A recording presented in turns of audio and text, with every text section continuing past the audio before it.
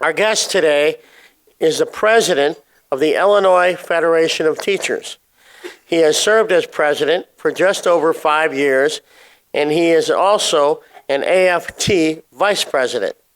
The Illinois Federation of Teachers has 103,000 members. Our guest today taught English for 18 years at Niles North High School. He also taught in the city colleges of Chicago at Northwestern University and Francis Parker School. Our guest today and his wife, Patty, are the proud parents of 3 children and live in Evanston, Illinois. Ladies and gentlemen, Dan Montgomery. Dan? All right. I really appreciate it. Thank you. Thank you, Jay, very much. Thanks, everybody. Thanks, Dr. Paul Green. Thank you, Reverend Ryan, for you I felt like after your invocation I didn't have to give a talk at all. So, and thank you to our friends from Boston who are bringing the mojo for the Cubs here today. So, and thankfully the Cubs aren't playing right now at noon, or I don't think anyone would be here. There are a lot of IFT and CTU members and labor leaders in the audience. I just want to acknowledge them, a number of friends of mine, one of my colleagues who's a retiree, who is now, after this, going to go to Wrigley and usher this afternoon or this evening. My friend Karen Israel from Skokie, who's retiring after 29 years teaching. I'm really excited to be here. It's sort of hard to express how much fun this is for me. You have to understand, I taught English for 18 years, and every day, I was at work and I'd see all these things I'd love to do in the city, or things like this and would like to participate in. And now, as president of a large teachers union, I get to do that, and it's really extraordinarily fun. It's also, somebody in this audience actually told me that the UAW president, Bob King, made a statement that said, you have 3 speeches, the one you want to give, the one you write, and then the one you end up delivering. Steve Jokic mentioned that to me. And that's sort of where I am. And in the process of writing my talk today, I really started to think very differently about what I wanted to say. And I'm not misleading you. I am going to talk about school choice and things like that. But the more I thought about it, the more I kept coming back to democracy and wanting to talk about democracy in schools and schools for American democracy. And it's so fitting to come to this place. I like the City Club because, to me, it's this great intersection. It sort of embodies democracy in Chicago, which is, to my thinking, the most democratic of American cities. And to come here, my daughter, who's a 17-year-old, a junior in high school, I was talking to her, and she was asking me what I was going to say, and she said, well, can I come to your speech? And I said, well, that's a great idea. I would like to bring her in. Turns out she has a math test today, so we couldn't do that, junior year. But, I have 2 other kids, Jay, so, she can watch the video. There we go. But I thought it would be a great lesson for her to come and see what democracy in a fashion looks like here, where people have different ideas from labor, education, business, politics and government, all sorts of fields come together and they talk about the issues of the day. And I'm worried about our democracy. And I'm worried about it particularly with regard to schools. This is not an easy time to be the president of a labor union, let alone a teachers union. We have a governor now who doesn't want to just try to, change some of our rights and kind of reform things. He wants us gone. And when you talk to labor leaders, you have to understand that to us this means, well, look, we're working people. We're the people of this country who do things like teach every day and build buildings and keep our cities and towns safe and work in every walk of life. How can it be that we live in a place where someone wants to end our ability to talk collectively, to work together, to better ourselves economically, but better the institutions, the organizations where we work? And that's very frightening to me. And I think it actually has a lot to do with democracy in our schools. When I was figuring out what I was going to call this talk, my wife said, well, why don't she had her Bernie Sanders moment. She said, why don't you just call it, I just want a really good public school in my damn neighborhood. And And I think that's something that a lot of people can kind of understand. You know, it's a very basic impulse, no matter where you live. And yet we're in this framework where not only our governor, but many other people want to keep talking about school choice. So I want to talk about what we mean when we talk about this idea of choice and what that really means in schooling. And I'm going to keep coming back to democracy. So a little bit about the organization. I work with the IFT. I mean, we are 100,000 teachers around the state, but not just teachers. We're support staff who work in schools doing everything from the lunch ladies to the paras in the classroom, the TAs, staff, custodians. We're higher ed faculty and staff. Some of them are here today, not only in community colleges, but in four-year universities. And we're a few thousand public employees who work in every branch of state government under every constitutional officer, including the governor. Local 1, Chicago, Jesse Sharkey, their vice president, is here today. That's our largest affiliate. We have 1,200 faculty at the University of Illinois, Chicago, the faculty and staff at the city colleges here in the city and in Cook County. And, you know, as I said, people from the state around from Gurnee to East St. Louis. And I'll take a minute and talk about East St. Louis. I was there yesterday. You may not know this, but they're on strike. The teachers union in East St. Louis is on strike. It's week 3 of their strike. And East St. Louis is an interesting place for a lot of reasons. One of them is they're not fully controlled by an elected school board. They are under a financial oversight panel by the state of Illinois. And ultimately, if you kind of go up the food chain, they're controlled by the governor who, you know, there's a state superintendent and things like that. So it's a very difficult situation to try to bargain with them because we don't know who we're bargaining against. We keep hearing, you know, well, we got to go back to another panel, But when I was just kind of in the lines there yesterday, a bunch of the ministers in East St. Louis just kind of on their own, not anything the union did. They just came together and sort of had a demonstration. And I will tell you, the feeling there from them in the community, not the teachers, not even the parents per se, but the ministers there, felt very strongly that their community is, in terms of its schools, being controlled by outsiders. And I'm not saying there weren't reasonable reasons or good reasons that there had to be an oversight panel financially. That's been there for years, by the way. But we've been concerned of how to get out from under that and reestablish a true democracy there. And that's something we all should care about.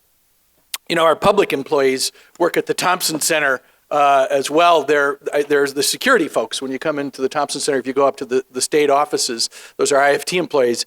At least they are for the time being. I don't know if the governor sells it. We may have to try to organize Chick-fil-A or you know, Chipotle, whoever's going to be in there. But we represent those people. And then apropos to charter schools, we represent about 1,000 charter school teachers in the city of Chicago. Chicago Acts is the name of the local. It's not the CTU. It's its own independent local affiliated with the IFT and the AFT. They work closely with the Chicago Teachers Union. We proudly represent them. They do tremendous work. There was a professor at DePaul last year who sort of did a study of charter teachers and their opinions about the work they do. And their feelings about their jobs and their workplaces are very similar to teachers all over. But they definitely want a voice in their workplace. They themselves want more accountability and transparency for the employers, the charter schools they work at. And as I said, they do a fantastic job and they're happy to be in a union.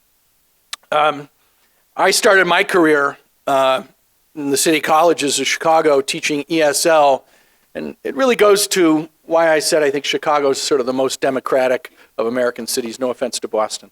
In those days, they would assign you out into neighborhoods, and I would go into Albany Park. I was mostly on the north side, Rogers Park, wherever. And you'd be at a Russian language community center or a church basement, something like that. And I was teaching ESL to people who were, you know, first generation right here in this country. And you could have, as I did, 20 people in a room who none of whom spoke English and none of whom spoke the same language as another person in that room. And I realized that as your teacher, you were a sort of democratizing force for them, a force for them to become integrated into our American democracy. They relied on you and looked on you to help them register their kids for school, find health care, learn how to ride the CTA and the bus and train system, as well as learn English. And that's really where I got the teaching bug. But I was always really proud of the city of Chicago for running city colleges that did that and had that mission. And it is a tremendous force for good in the life of this city. And I'm not sure if they still do that program quite the same way. But if you ever have doubts about the role and the value of the city colleges of Chicago, you really should think long and hard about what they do. So I spent my career teaching English at Niles in Skokie, Niles North High School. And I like to brag about that district a bit, and I'm going to do it a little right now, because I think it's a great example of what regular public schools can do in this country. So, Niles has a publicly elected school board. 85 languages, a tremendous intercultural, multicultural experience teaching there. It's got a great faculty. A couple of years ago, the Tribune did a profile of 2 Nobel Prize winners in science who had graduated from Niles East, and one of them said, "We had spectacular teachers." And, we have tremendous arts programs. The poet E.D. Hirsch, who was a poet consultant to Congress, came out of Niles. The last time I was here, I talked about some Niles graduates and the incredible things they're doing. I'm not going to talk about that today, but I'm going to talk about an extracurricular program we have there that I think is meaningful, and really headed up by a great teacher at Niles North named Pankaj Sharma, who's a graduate of Niles North High School, by the way. He came back, went to U of I, got his teaching degree, and he does a tremendous job teaching history there. And he sponsors a club called, it's sort of a combination of things, Dance Marathon and School Chest. But every year, the students investigate a charity that they want to sort of sponsor that year. And they learn deeply about what is this charity. They get a bunch of nominations, they look and they do all this research, and then the students decide what charity they're going to sponsor and how they're going to then spend the rest of the year raising money. This year it's the Chicago Coalition for the Homeless, which does tremendous work to prevent and end homelessness.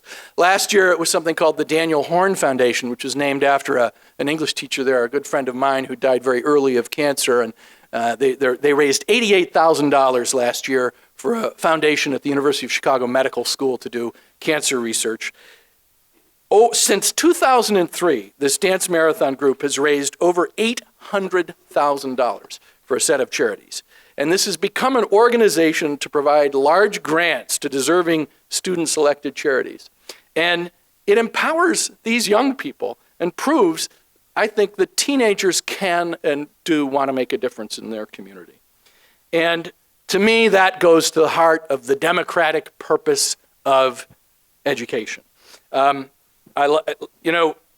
Probably many of you know that John Dewey, the famous American philosopher who was a pragmatist, this is his book, which I have all tattered and torn here, a progressive philosopher, a pragmatist, was at the University of Chicago, helped start the University of Chicago Lab School. I was thinking about this.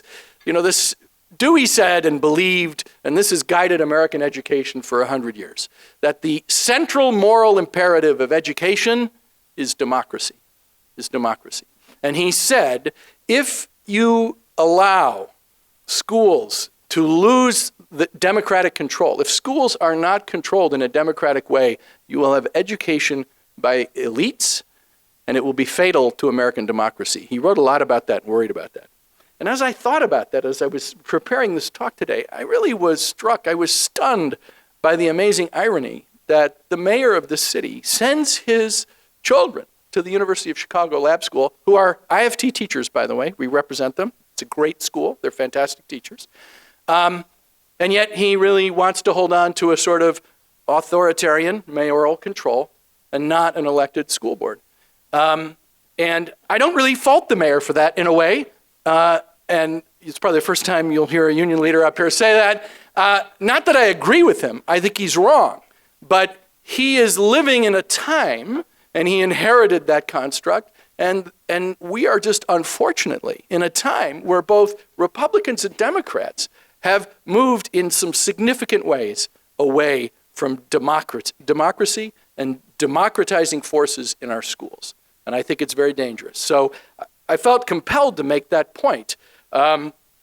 So this takes me to this idea of choice and what we mean. You hear a lot about school choice. The governor of the state of Illinois has laid this out as one of his key educational priorities.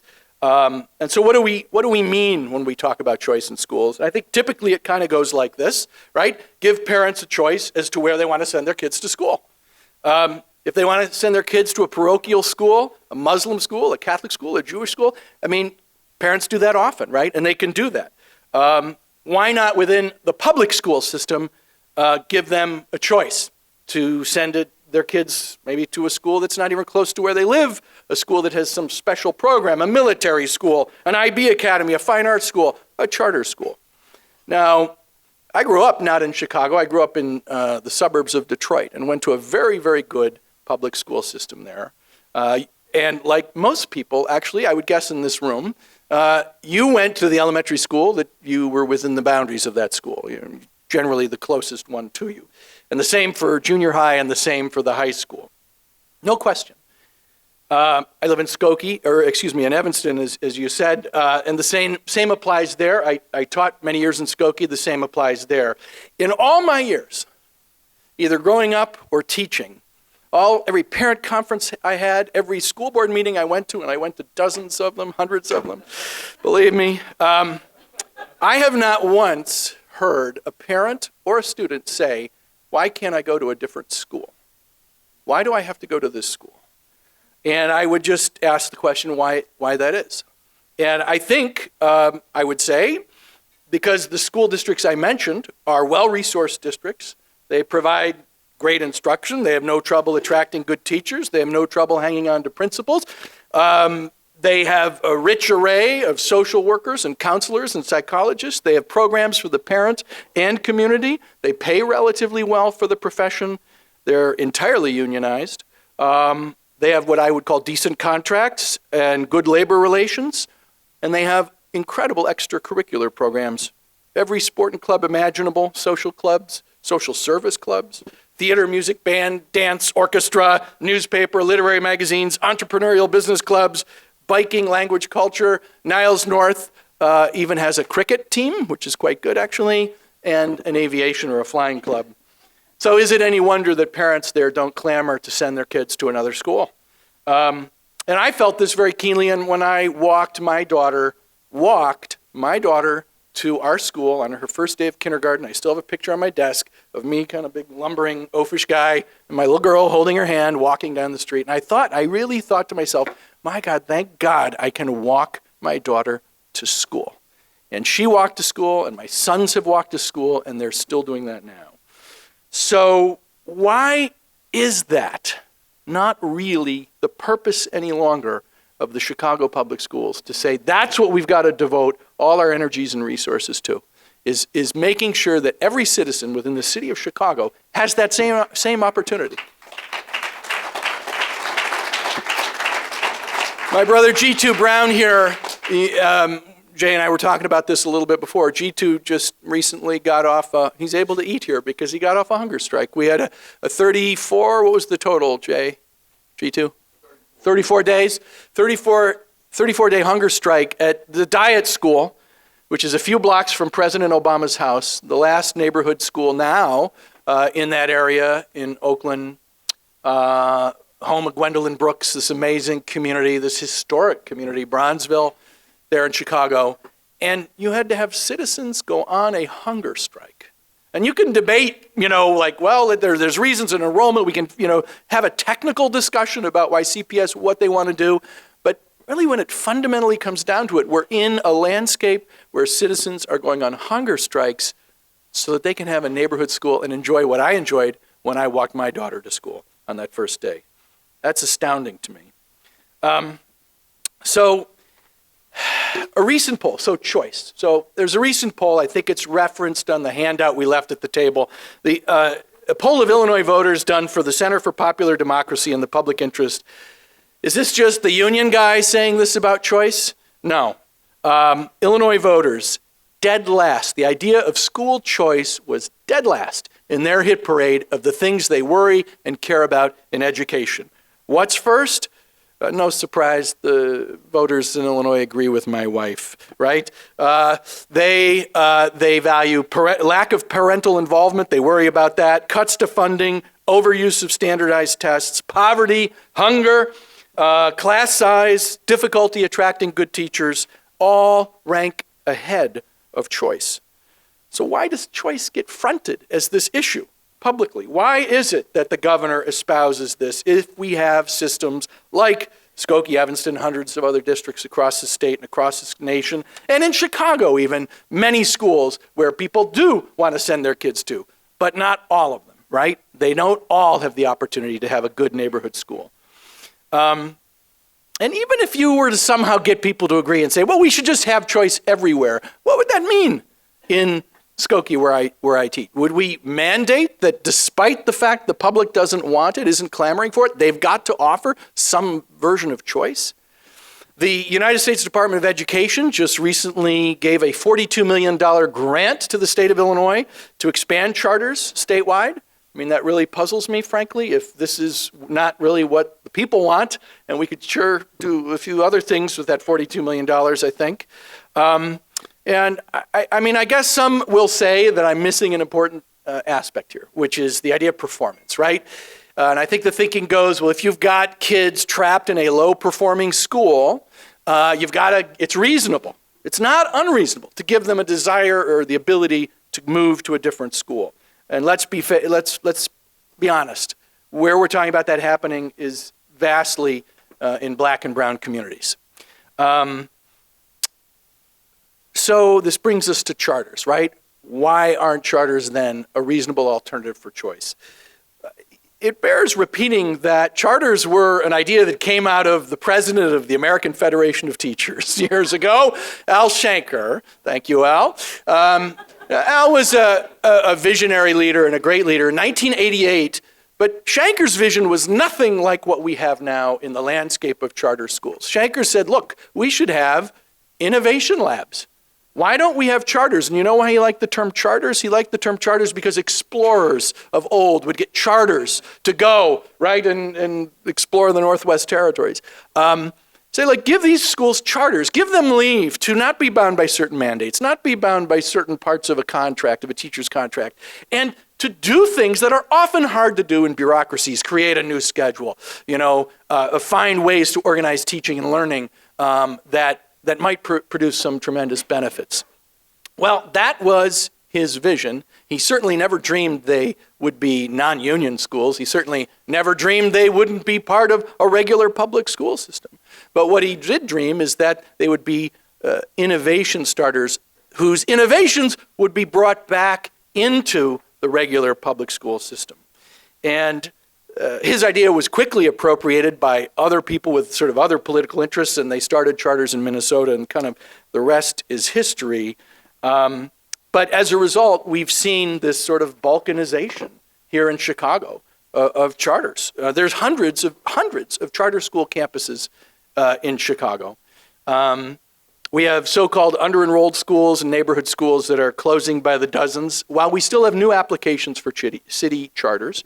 And there are currently 12 to 13 charter applications pending, all of which, if they were granted, would displace about 7 CPS schools worth of students. That's 7,500 students. And let me just say, personally, I was on a charter school board. The unions a number of years ago, my union, SEIU, a few other groups, put together a really very good charter effort on the west side of the city, Chicago Talent Development High School. We worked with Bob Belfance at Johns Hopkins, who does tremendous work, had great teachers, enrolled a few classes. It was very hard to keep it going. We had terrible space problems and things like that. And I will tell you, I think the number one reason that that parents enrolled their kids in that school was the issue of safety. They were afraid of their kids going to a regular public school, and they thought their little ninth graders, when they left home that day, would be safer in a very small school. But it pained me, and those were great teachers, they did a great job, but as a board member, it was painful because I think, and I say this advisedly, but I don't think anyone here would have wanted their kid to go to that school. It offered so little. When you hold it up to what we can offer in regular public schools, the rich array of extracurriculars, there's no comparison. There's no comparison. So I struggle, frankly, with figuring out how we put this genie back in the bottle. I don't think I'm not here to say charters have to end. I'm not.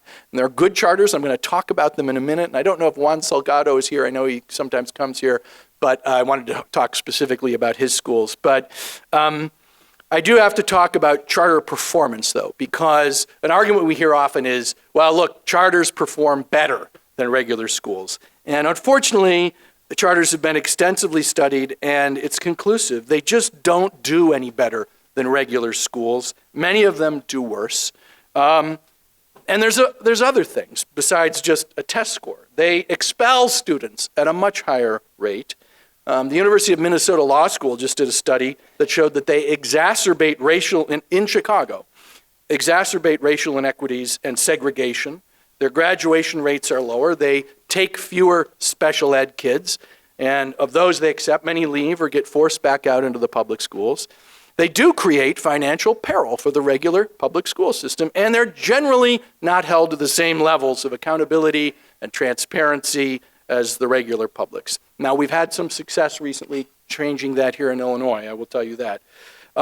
So are there good charters? Yes, absolutely. And I mentioned Juan Salgado and his Instituto del Progreso Latino schools.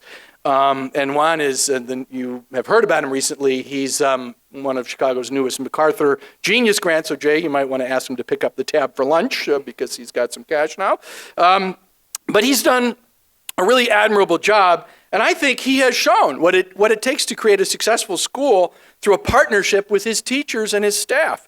And his schools do embody innovation, the original purpose and the goal of Shanker. He's got a health science career academy where they prepare students for competitive careers. They're not preparing kids to go in and be low-wage workers in a hospital. They're preparing kids to have a higher level of expertise and technical knowledge so they can get good-paying jobs in the healthcare industry. His leadership academy, the Instituto Justice and Leadership Academy is dedicated to the principle that education is liberation. It's a learning community that wants to engage youth in a rigorous and social justice-inspired program. And to me, that sounds very much like the democratic purpose of education that John Dewey would have liked. So I think Juan's schools prove the point. They're exceptional, and they have a clear, innovative purpose, and they serve a community with a real desire for that purpose. And he views his teachers and staff and the union that gives them a collective voice, not as a roadblock or an enemy, but as a partner. He was very willing to partner with the unions in those schools, and it's been a tremendous boon for the staff, the teachers, the parents, and the children in those schools. And I know Bob Mariano was here a week or two ago from the Mariano grocery store, and I saw that he said that he, understand, and as he talked about the success of his stores, he thanked his family, his staff, and he thanked his partners at the UFCW Local 881, the union that represents the workers there. And like Juan, he understands that you can be successful while promoting a union career for your workers who respect, their voice, their professionalism, decent compensation and benefits. And as we often say, working conditions for teachers are learning conditions for students. So with one other comment about the community desire, I mentioned that in terms of Juan's schools. I don't know if most people know this, but charters can apply to, a charter operator can apply at school districts all over the state to say, they're mostly in Chicago, but there are a few. There's about, I think, 10 or 13 maybe charters outside the city, statewide. And then go to a school board. They can go to the school board in Skokie and say, we want to put a charter here, and the school board can vote it up or down. Now, because of state law, if the school board votes it down, it gets to go to the state charter commission, which can overrule the decision of the local school board and say, no, you are going to have a charter. That just happened, by the way, in Waukegan. And I'm not quite sure why the governor, who wants local control of everything, including collective bargaining and every other issue, doesn't like local control from school boards on this issue, but there you have it. The comparison for this for me is, let me give you a concrete example, literally. Imagine there's a concrete commission, And if your town or your city's road or your county's road commission says, no, we don't need that road, or we don't need to repave that road, we don't have the money, or that road goes to nowhere, or whatever, and says, no, we're not going to do that, it gets appealed to the Concrete Commission. And on the Concrete Commission are all the people that run the concrete companies, because that's largely who's on the Charter Commission, charter operators, and they get to overturn the local decision. Now, I think if that concrete example really happened in Illinois, the Tribune would be all over that, people would be outraged. But I don't hear that when it comes to charters, the Charter Authorizing Commission. So I say, let's try to end this disastrous balkanization we've had with charters. We have to make some tough decisions, but how do we do this? How do you do it? Part of me wants to say, I don't know. But I'm going to go back to my notions of democracy. And I'll say, I'm going to use a term. I coined this the other day thinking about this. Democratic recuperation, okay? And I think we need a system to recuperate a truly democratic school system in the state and in the city. And it would look like this for me. We should stop issuing new charters for the time being until we get this under control. We should require the same accountability and transparency that all the regular public schools have. I mean, that seems like a no-brainer. I think we should abolish or significantly change the charter operator-run charter commissions and restore the decision-making to local control, local school boards. All school boards should have democratically controlled, democratically elected boards. Now, trust me, when I was the union president at Niles, and I had to for years go to every single school board meeting on a Monday night, I used to joke that the American school board was the best argument against democracy that I had ever seen. But, you know, I was being facetious, and you can read H.L. Mencken and Mark Twain, and they've all written very funny things about school boards. But, you know, that's kind of the point. It's this sort of messiness, and I know there's been some real messiness in Chicago, but they don't, I like to think, frankly, that if Chicago had an elected school board, we would not have had the problems you saw recently with Barbara Bird Bennett in that contract. Because for better or for ill, you have people who are accountable to voters and many eyes reporting to a whole citywide constituency rather than someone who feels like they have to report to one person on the fifth floor. And that's just not healthy. It's not healthy for our schools. So we should do that. We should have local control school boards, and we should bring in a period of what I would call recuperation to try to bring back the good charters and the things they've done, reintegrate them as we can into a truly public school system. I think if you get a charter, you should have a charter that says, we'll give you 7 to 10 years to prove your value, to innovate, to do what, say, Juan Salgado's done in his schools. And if they're really important innovations, if they're good, if they show that we can teach kids better this way, they make schools better, then you are under an obligation to bring them back into the regular public school system and share them with the rest of the system. That would be true innovation. And if you can't do that, it's over. I'm sorry, you had your chance. And I can't really, I'm going to finish up here, and I can't really stop my talk without talking about funding schools, you know, fairly and equitably in this country. You know, there's a great quote, I won't read the whole thing. One of my great American writer heroes last century was Kurt Vonnegut, and I saw recently, and he did an interview in about 2005 with David Brancaccio of the radio show, the business show on radio, and he talked about how great his Indianapolis public high school was. And it was during the Depression. And they had every program and band and magazine and things like that. And how he thought that was sort of the dream for American public schools. And he made some comment like, now we spend all the money on weaponry. Well, we're not spending money on weaponry here in Illinois, let me tell you. But we aren't spending it on schools. If we were spending what Illinois' own nonpartisan analysis given to the Educational Funding Advisory Board recommended on education and state dollars, we'd be spending $4 billion, with a B, billion dollars more a year on schools. And imagine what the conversation would be like today in Chicago around the rest of the state, in East St. Louis, if we had those resources for our kids, for our children. And we need the governor to show some leadership and to work on a bipartisan solution. I don't really think that the citizens of Illinois had the stalemate we're in mind when they elected him. I don't. And I'm kind of encouraged that today or yesterday we heard Jim Thompson say essentially to the governor, look, we need a budget. You can't hold the state hostage to other items that aren't shared by other people. You heard Jim Edgar say that the other day. You heard Leslie Munger, the governor's own appointee, the Republican comptroller, say he's got to give up his anti-union demands in exchange that he wants in exchange for a budget.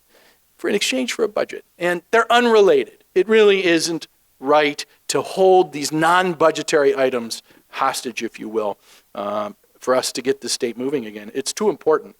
So if we do our jobs and we fund schools well and we use them to help create engines as schools, as engines of democracy and democratic education, we allow for charter innovation in a way that's consistent with our democratic values, controlled democratically, and used to rebuild communities. If we do all that and use education in schools to rebuild communities within every neighborhood in the city of Chicago and in every community in this state, from Waukegan to East St. Louis, we will be far better off. And you won't hear governors clamoring for school choice, but it's a choice we've got to make. And I think we can get there as a society. And if we follow John Dewey's insistence on making sure our schools make sure our democracy works, then I think we have the best chance of achieving what he called a worthy, lovely, and harmonious society, and wouldn't that be nice? So thank you very much for having me here today. I appreciate it, Jay.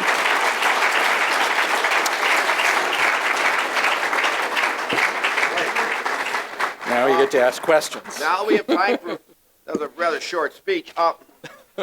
Was it? Was I way too long? No. Well done. All right. If we have questions, give them, come on, Jack, get in the game. Who's that? You know, when you put your name on here and you inscript it, it's kind of tough. Chicago community, it looks like it's SID.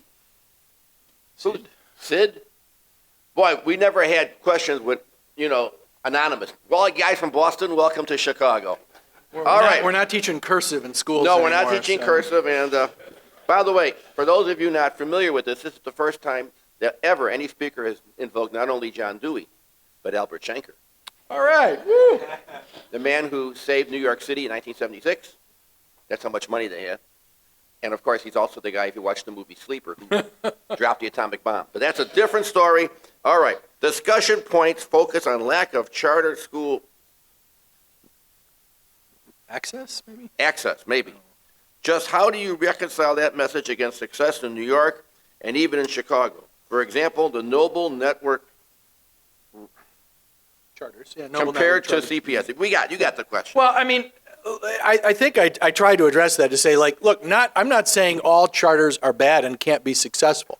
But a couple of things. One, they have to have the same rules that the regular public schools play by. They, I think, are under an obligation. I think education is a public resource. It's a public resource in this country. And, we have charters. There's not many of them in Chicago, but there are a few, and there are more around the country that, are issued to for-profit corporations. There's a group in Chicago, Mosaica, that sends its dollars to Florida, to a corporation there. It's for-profit. I just don't think that our children and their educations should be sold off to the highest bidder. I don't think that's where we want to be in American society. And Noble and other places that have done good work, I think, are under an obligation to try to share those. And I will say this, in my 18 years in teaching, and I've served on a lot of committees and done, I was National Council of Teachers of English and on the board for professional teaching standards and, did a lot of professional development work. I can't tell you, I've been asked this question, I can't tell you one educational innovation that came from the charter movement. And that's supposed to be the purpose of it. Now, again, I'm not saying there isn't great things happening at some good charters. There obviously is. But it's not doing what we should use it to do in education in the main. Wendy Catton, former speaker, and Wendy, you go to Chicago Public Schools? No, I went to Nash North. All right, Niles North graduate. Look at that handwriting. It sounds Excellent, Looks like, excellent. looks like Niles North. It's purple. She's right. Yes, that's right. The school colors. Well done. The governor and the ISB. ISB. State Board. just applied for and received a federal grant for 48 new charters. What's the plan to stop this? One thing about Wendy, doesn't mince too many words, even when you read them. Well, yeah. So, and I mentioned it roughly in my speech there that the Department of Education gave this $42 million grant to expand charter access in the state of Illinois. I think what's the plan there? Well, this is step one. I talk at the SETI Club about it. But I think really, ultimately, it's an education job with the communities where these charters may want to apply. And like Waukegan, as I said, they rejected the charter in the city of Waukegan. And then that's been overturned by this charter commission, which is, I think, unfairly construed. And then that's now actually they're challenging it in circuit court. But I think our job, when we've had success doing this and experience doing this, when you go to communities and you explain to them what this would mean for their community, we've had success in that community saying, yeah, we don't want that. We don't want that. So, but it's going to be a challenge. And if this governor is making this, I mean, there are so many other things that this raises the international question. If you want to look at, I've been to Asia, Singapore, China, Japan. You look at internationally, Finland, Canada. What they're spending their time in education talking about is equity for minority and racial minorities in their school systems so they can be better educated, and they do a better job than we do, and their achievement gaps are all lower than ours. They're talking about teacher quality, how to get the best out of the teaching force you have and how to lift them up. They're not talking about other schools. They're not talking about diverting money and resources to create versions of non-public schools, and they look at us like we're nuts. We have a few more. We're running an OT. We always just. We got to get Tony to the Cubs game. Yeah, and some of those answers, narrow them down. All right. Remember, we don't recognize church and state. You think from Boston, you guys got the monopoly. Father Ryan, what are 3 points? If you're a clergyman, you got to do threes, right? What are the 3 points? I think I'm Catholic. I can answer this question. Just think I threw that out. Sorry, Father. I'm in enough trouble as it is. Moving on. What 3 points that you and the IFT would want the governor to do right now in the budget crisis that impacts public schools? 3. Okay, great. Well, find a way to pass a revenue taxation system, and I'm not here to say, hey, let's just raise taxes, but we've got a broken revenue system in the state, right? Even if we instituted the taxes we have and the economy starts humming, we have a structural deficit. We don't have enough to pay. We're still a state, we've undergone years and years of cuts. We have the lowest per capita number of public employees in the country. We're still a low tax, low spend state, believe it or not. So number 1 would be revenue, and that would include redoing our entire revenue scheme. He's talked about broadening the sales tax base or tax on services, kind of modernizing our revenue. And it should be progressive. People with means should have to pay their fair share. It's the biggest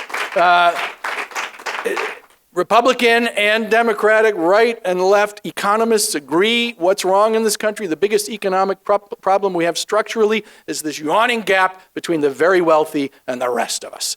And that is a problem that can be addressed through policy, through statute. So that's 1, revenue. The second one is our school funding formula. And that needs to be changed. Not only do we not have enough, it's terribly inequitable. In East St. Louis, where I was, where they don't have, I'm in a classroom with 25 desks for 25 kids, there's 10 science books, and they're ripped to shreds and they're 10 years old.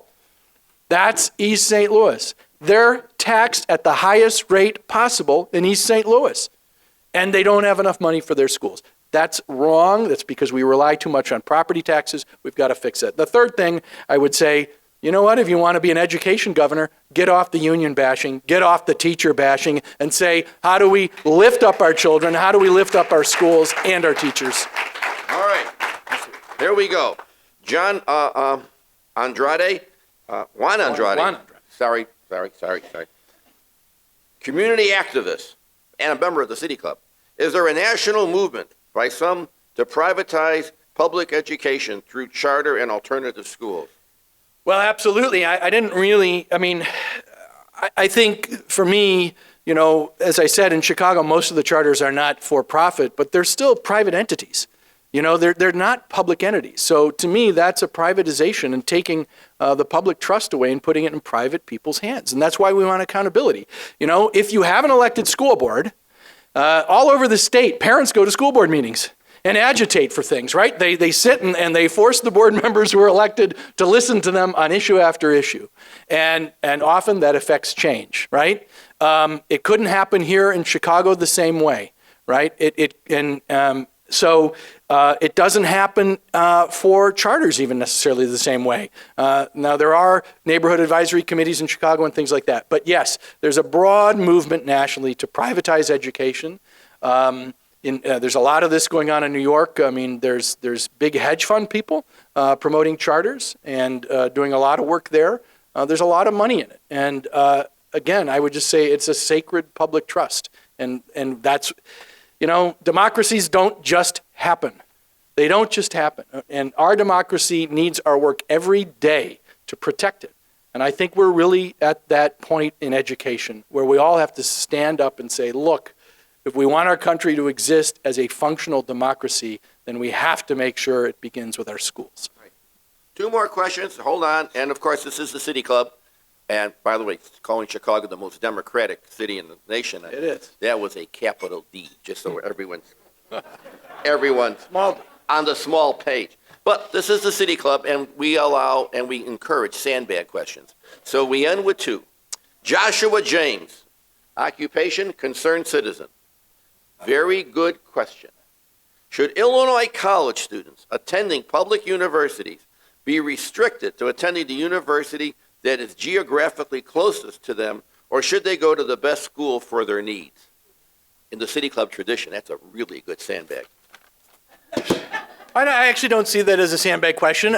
We have a pretty well-established system in higher education where you can, if you can afford to go anywhere, you can go anywhere. By the way, just internationally, the reason that people say, oh, America, you spend so much money on schools and look what you're getting, you know where all that difference is compared to other countries? It's in higher education. It's because it costs $25,000 a year to educate a kid at a lot of universities. It's not in K-12.